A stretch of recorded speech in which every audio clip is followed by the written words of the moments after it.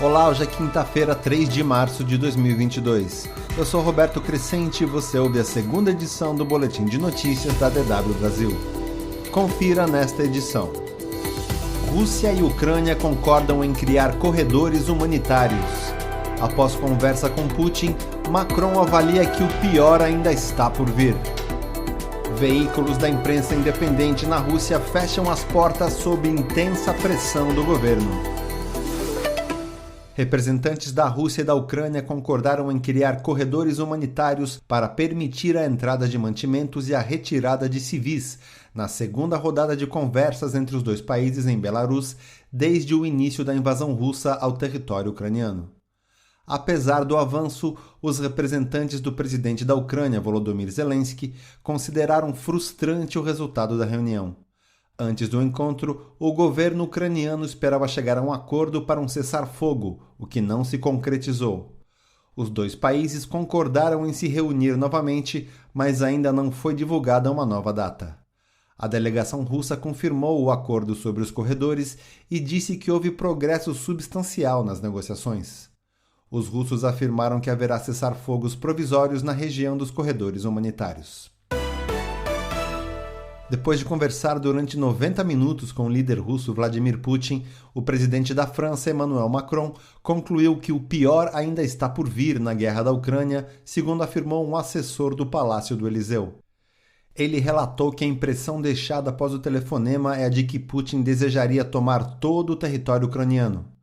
O assessor de Macron disse que Putin mostrou grande determinação em prosseguir com a ofensiva militar e que o russo continuará sua operação para, entre aspas, desnazificar o país. Macron, segundo o relato, disse a Putin que este é um argumento mentiroso. O francês pediu ao colega russo que tome medidas para evitar a morte de civis e permitir o acesso de ajuda humanitária às cidades atingidas. Moscou confirmou parte das declarações do assessor de Macron. Segundo o Kremlin, Putin afirmou na conversa que a Rússia seguiria lutando contra o que chamou de grupos armados nacionalistas. A União Europeia aprovou a concessão de vistos temporários de proteção para os refugiados que fogem da guerra na Ucrânia, cujo número já supera 1 milhão. Os refugiados e seus familiares receberão um visto de residência que lhes dá acesso à educação e a possibilidade de trabalhar durante 1 ano. Esse período pode ser renovado até um tempo máximo de 2 anos. A União Europeia concederá proteção temporária a todos os que fogem da guerra da Ucrânia, não importa de qual nacionalidade sejam. Apesar de a maioria das pessoas que deixam o país ser de nacionalidade ucraniana, há também muitos estudantes estrangeiros que também buscam proteção. A Comissão Europeia também prepara um centro humanitário na Romênia, um dos 4 países que fazem fronteira com a Ucrânia, para acolher os refugiados que chegam por lá. 2 tradicionais veículos de imprensa liberais na Rússia tiveram de encerrar suas atividades em meio à brutal repressão do Kremlin ao pouco que restou da mídia independente do país. Os diretores da rádio Echo Moskvy, sob forte pressão do governo, decidiram dissolver a emissora icônica. A TV Dost, conhecida pelo jornalismo independente, anunciou a suspensão temporária de suas atividades após o governo bloquear seu portal de internet.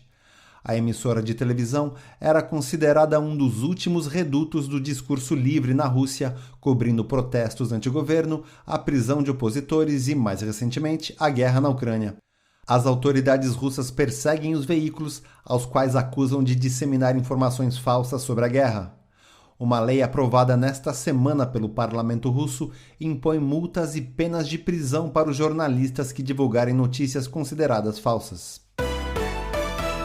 O ministro da Economia da Alemanha, Robert Habeck, disse que as sanções impostas à Rússia terão um impacto bastante grande em todos os setores da economia do país. Ele disse que os primeiros efeitos já podem ser sentidos.